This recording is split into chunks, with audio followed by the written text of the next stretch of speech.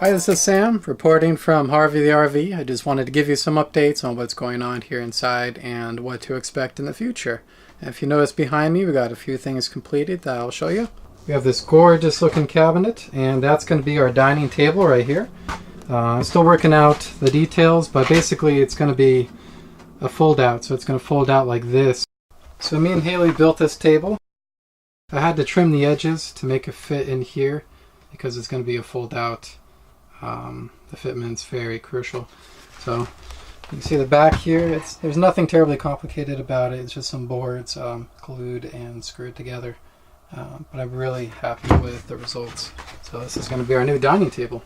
I think it's relatively 2 feet by 2 feet with a few inches on either end, but fits in nicely in there, and we'll make that work quick.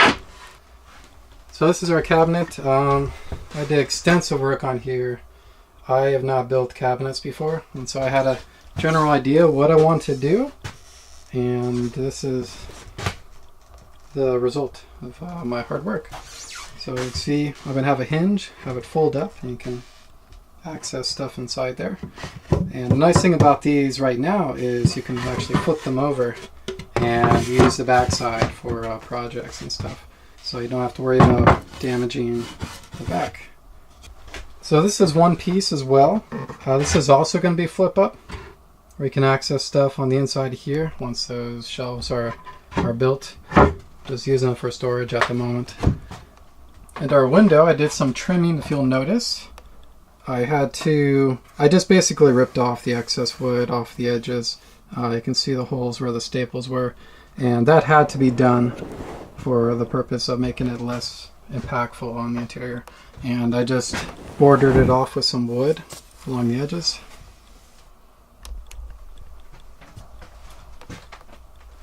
And it should give us just enough clearance to actually be able to open and close this, which will be good. You can see we got the doors partially done. I still need to trim these. I need to trim this.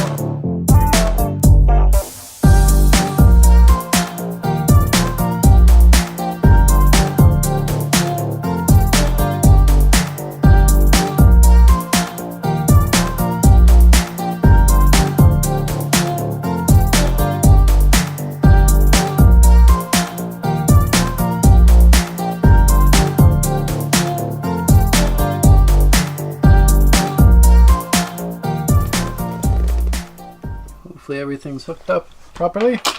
Flip it on. As you've been seeing, we've been replacing the windows as fast as we can. I'm still waiting on 2 of the windows. Example being is the kitchen window and the bathroom window are both the same size. I ordered them from the exact same company, and it's been about 6 weeks since I placed that order, and they're just taking their sweet time. Those windows are on the Turtle Express. That's one of the main reasons why the bathroom wall hasn't been completed yet, is because we're waiting on that window. I've been working slowly on everything together, and I kind of feel like if we get all the big stuff tackled first, then it'll all be downhill from there. So some of the big things that I still need to do is I need to put on the solar panels. I need to finish up the battery box on the front of the tailgate. I also need to paint the frame. That's a big one. So I need to clean and paint that. And I also have to work on the bed. Got to figure out how to put a queen-size bed into the front of this camper. And I still have to do storage up here and so forth. And, we haven't done the kitchen completely yet.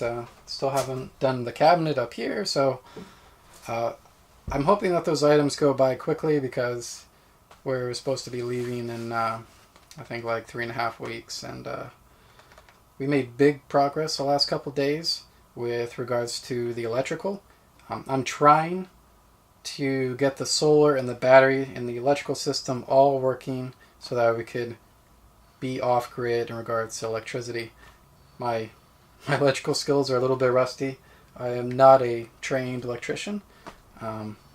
I had to learn quite a bit about electricity. Here, I'll show an example. So this is the gauge wire I assumed we would be using to run from the batteries to the inverter to be able to run the air conditioning. And that's not the case. So the minimum requirements for the inverter is this. It's called, it's pronounced 4-odd cable, which means 40 is the size. These are about 1/2 inch in diameter. These are thick. I don't know if you can see how thick those are, but these are massive. And so I had to order these cables and hand make them, the connectors and so forth. Even with a gauge this big, I've had to do some research in regards to how long the cable can be. Now, the maximum distance that I could run the batteries to the inverter is 10 feet using this cabling right here. So I couldn't go any more than 10 feet, which doesn't leave a whole lot of options, which is why I decided that the inverter is going to be under the bed area. And so the electrical system that came on this RV standard, while it'll convert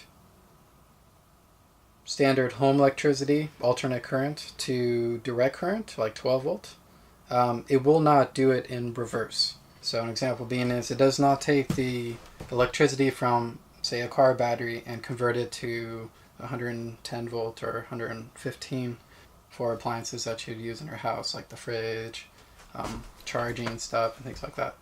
So one of the objectives that I had was to be able to run everything on the trailer power. That includes the laptops, the cell phones, the TV, DVD player, and have it be self-sufficient. It's all learning experience to me. I'm not an electrician. I'm not a plumber. I'm also not a craftsman. These are the first shelves that I've ever installed, ever built before, from scratch, from basically cheap wood from the hardware store. And I think it's turned out great.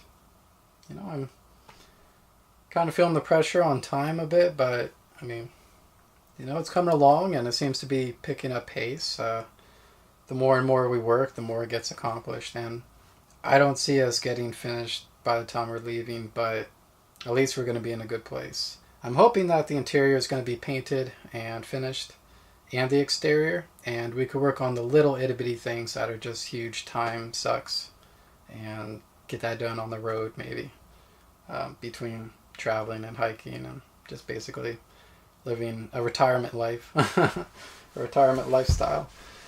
So I think that covers everything. I'm sure I'm missing plenty. You might catch things in the video that I haven't talked about at all. I'm sorry. I think that's it for now. It's getting really hot in here because I don't have the air conditioning running, so I could do this video. If you have any questions, leave comments. I'd love to hear from you guys. Hope you're having a wonderful day and take great care.